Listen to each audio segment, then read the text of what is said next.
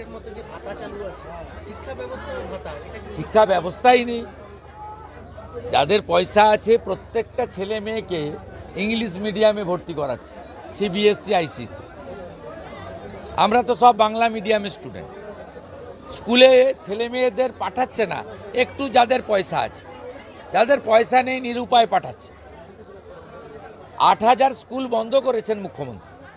8,000 school, স্কুলে কিচ্ছু নেই।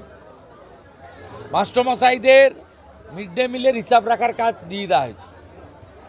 পঠন পাঠন, শিক্ষার পরিবেশ, শিক্ষক শব্দের মর্যাদা, খেলার মাঠ, সাঁতার কাটার পুকুর, প্রার্থনা, ভারতীয় সংস্কৃতি, মূল্যবোধ, চরিত্র গঠন, কোনোটাই তো এই রাজ্যে নেই। পরীক্ষা হলে জানলা খোলা।